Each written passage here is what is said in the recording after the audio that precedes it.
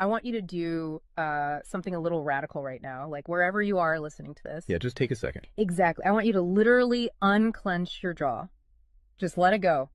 Drop your shoulders. Most of us don't even realize we're tensing up, you know? Right. And look, I don't care if you just finished, a grueling 12-hour shift on the hospital ward, or if you just stepped off a loud, dusty job site. Or even if you're just mentally exhausted from staring at screens all day long. Leave it at the door. It's over. You are officially entering quiet mode. So just take a deep breath. That's the baseline we need for this. It really is. And now I want you to look at the phone sitting next to you, or maybe the smartwatch on your wrist. Every single time that screen lights up, every time it buzzes, it steals exactly 23 minutes of your life. Welcome to the deep dive. It really is a staggering number to confront when you put it like that. 23 minutes Yeah. from one buzz. Yeah, because we tend to measure interruptions in like the seconds it takes to glance at a screen, right? Whoa! We completely ignore the massive cognitive debt we incur the moment we look away from our deep work. And that cognitive debt, that is exactly the central target of our mission today. Okay, let's unpack this. We are exploring The Sovereign Architect's Guide by Chillstar 08. Specifically, episode 6, which is titled Deep Work Dynamo, How to Finish Your Week in 4 Hours. Right. And if you remember in our last deep dive, we talked about installing drawing those boundaries and reclaiming your personal space. But clearing the space is just step one. It actually reveals a much deeper, much more intimidating problem. Yeah, the void. What are we actually supposed to be building in that silence we just fought for? Because if we don't have a blueprint, the noise of the world is just going to rush right back in to fill it. Oh, for sure. We have this natural horror of a vacuum. The second our schedule opens up even slightly, our instinct is to pack it with activity. We just have to be doing something constantly. Exactly. We are culturally conditioned to equate motion with progress. Yeah. But Chillstar 08 introduces a really brilliant distinction here. She talks about the trap of idling. I love this concept so much. Think about a car engine, right? Mm-hmm. The engine is running, the pistons are firing, it's burning through all this expensive fuel, making a ton of noise and vibration. But the car is in park. Yes, it isn't going anywhere, and that is what most of our daily quote-unquote busyness looks like. We feel incredibly productive because we are in constant motion. Right. You check a text message while you're sitting at a stoplight. Or you answer a quick email while walking from your car to the front door. You stare at a spreadsheet on your laptop while, your family dinner is sitting right in front of you, literally getting cold. And that right there is the illusion of productivity. You end your day feeling physically and mentally depleted because you were constantly doing something. So you didn't actually do anything that matters. Exactly. If you step back and evaluate your legacy, Mm-hmm. the deep, meaningful work, the art, the business strategy, the relationships. Right, the relationships that actually move your life forward. None of it progressed. You spent 8 hours idling. You were everywhere, which means you were truly nowhere. Man, that hits hard. And this brings us back to that terrifying 23-minute statistic from the research she cites. I don't want to just gloss over this. No, we definitely shouldn't. Because understanding the mechanism behind it is crucial. Why does a 5-second distraction cost us almost half an hour? It basically comes down to how our prefrontal cortex manages working memory. Your brain is not a computer processor that can just run multiple applications in parallel. Right. We can't actually multitask. Exactly. When you are doing deep work, say writing a complex proposal, your brain loads this massive fragile web of context into your working memory. Like holding all the pieces of a puzzle in your hands at once. Yes. You are holding multiple variables, ideas, tones all at once. So when your phone buzzes and you glance at a text from your partner asking about groceries, your brain is forced to execute a context switch. So it has to dump all the proposal data just to load the grocery data. It literally flushes the working memory buffer, yeah. It has to process the new rules and the emotions associated with that text message. Wow. And then when you turn back to the proposal, you cannot just pick up where you left off. Your brain has to laboriously rebuild that entire web of context from scratch. Oh, I hate that feeling. Were you just staring at the screen like, what was I even saying? Right. It has to retrieve the thread of your argument. Remember the tone you were using, recall the variables. That rebuilding process takes an average of 23 minutes of cognitive effort. And it burns a ton of energy doing that, right? Massive amounts of glucose. That explains so much. I mean, that is why people hit 5 p.m. and feel physically exhausted, almost sick to their stomachs. Even if they've just been sitting in a really nice ergonomic chair all day. Exactly. They haven't been doing deep work. They've been doing cognitive gymnastics, just constantly flushing and reloading their working memory. They are burning fuel just to stay in park. So, okay, let me bring in what I like to call the transformer concept here. Because our focus is like an electrical grid. If you have, 50 browser tabs open, you are leaking energy as raw, unusable heat rather than concentrated light. That's a great way to look at it. So if we are all acting like our focus is this cheap renewable resource, how do we stop being what Chillstar '08 calls a subject to the pings of the world? I mean, how do we actually become the architect of our attention? Well, what's fascinating here is how she frames the philosophical shift we need. She says utility does not equal value. Oh, say that again. Utility does not equal value. Right. In the modern workforce, we have been completely conditioned to believe that being constantly available makes us valuable. Like if you answer a Slack message in 3 seconds, you're the hero. Exactly. You are praised as a good worker. Or if you jump on a Zoom call with like 5 minutes notice, you're a team player. But that is just utility. I mean, being highly available makes you a commodity. You're like a human router just passing information back and forth. And routers are easily replaced. True sovereignty, true value comes from being impactful. You simply cannot make a deep, lasting impact if your attention is constantly fractured by the agendas of other people. Yeah, when you operate like that human router, you are spending your finite, precious Mondays executing someone else's script. You're a subject to the pings of the world. Okay, so we know the biology of why this destroys our focus, and we understand the philosophical trap of, trying to be too available, but how do we actually fix the mechanics of our workday? We have to build the deep work dynamo. Right.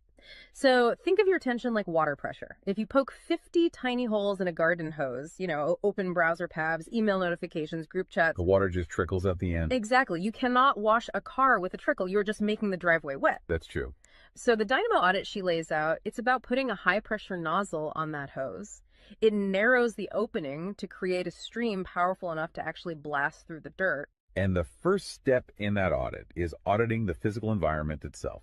She calls it analyzing your signal-to-noise ratio. Okay, so visualize your workspace right now. She asks you to determine if it is a sanctuary or a transit hub.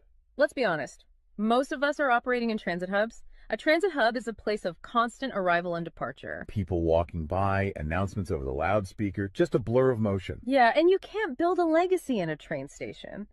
But we need to push past the basic phones are distracting advice, right? Because our listeners already know that. Oh, absolutely. Chillstar '08's rule is much more brutal than that. She says if the phone is even sitting on your desk, even face down, it is acting as a parasite on your cognitive grid. A parasite, just by being in the room. The research supports this entirely, by the way. The mere presence of a smartphone in your visual field, even if it is completely powered off, measurably reduces your cognitive capacity. Because your brain is having to actively expend energy to ignore it, right? Exactly. It is running a background process that just keeps saying, don't check the phone, don't check the phone. That is energy being actively stolen from your primary task. So sovereignty literally begins the moment you physically remove the device from the room, put it in a drawer down the hall. Close the door. Make the physical environment quiet. But okay, let's say you've done that. That doesn't stop your own brain from creating internal noise, right? Like trying to juggle 5 projects at once. How do we fix the internal wiring? That brings us to the second pillar of the audit, which is the batch wiring rule. This directly addresses the danger of switching fatigue, which we touched on with that 23-minute penalty. Right, the cognitive glucose burn. Yeah. When we attempt to multitask, like writing a creative brief, then pausing to check inventory levels, then answering 3 customer service emails. And then trying to go back to the brief. Right. We are grinding our mental gears to dust. We are switching between entirely different cognitive states. Because creative writing uses a completely different part of the brain than calculating inventory, obviously. They require entirely different operating frequencies. So the batch wiring rule dictates that you must group similar tasks together based on their cognitive load. Okay. And you do not switch the current until that specific type of work is completely done. You do all your deep analytical thinking in one high voltage And burst. then you save all your reactive administrative stuff for a separate lower voltage block later in the day. Precisely. It's all about staying in one gear. Like if you are driving up a really steep hill, you don't constantly shift between first gear and fifth gear. You lock into the gear that provides the right torque and you just ride it out. That's a perfect analogy. But okay, here's where it gets really interesting. This leads to the third pillar of the audit, and this is where I actually need to seriously push back on the source material a bit. She calls this the zero access window. Ah, yes. This is usually where the resistance starts for people. Because it sounds impossible for a normal person. She says you cannot just plan to be focused, right? You have to legally schedule it. You have to lock in one sovereign hour. Yeah, 1 hour where you are legally dead to the outside world. No boss, no family, no, hey, do you have a second for a quick question? Just you and the blueprint. It's extreme, yes. But let's do a reality check here. I mean, I see how that works for a solo digital entrepreneur or a freelance writer. But what about someone whose literal job description is to be available? Right, like an IT support specialist. Or a floor manager or a nurse on a ward or even, a parent at home with a toddler. How do they justify just vanishing? It feels like this advice only applies to a very specific, privileged type of worker. That is the most common and, frankly, the most valid hurdle to this entire system. But we really have to look at how the principle scales, and we have to look at the internal psychology of the worker. Okay, walk me through that. First, let's address the context of Chillstar '08's own life. She is not some solitary monk living on a mountain. She is a wife, a mother, and a grandmother. Oh, wow. Okay. Yeah, and she runs a luxury travel agency and a digital marketing business. Her entire professional and personal life is built around communication and client management. She probably receives hundreds of legitimate demands on her attention every single day. So she is really in the thick of it. She isn't just speaking from some ivory tower. Far from it. She implements the zero access window because of those demands, not in spite of them.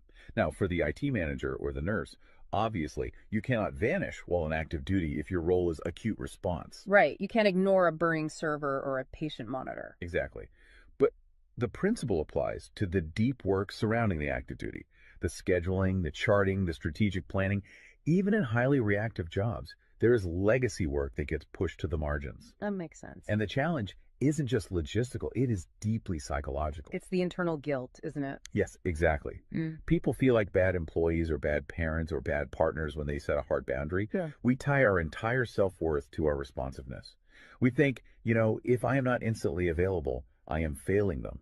Man, that is so true. We feel guilty for taking an hour to ourselves. But setting a zero access window is not about neglecting your family or your team. It is about condensing your high level work into massive, high impact bursts of energy so that you can actually be present later. Wow. Okay. Consider the alternative.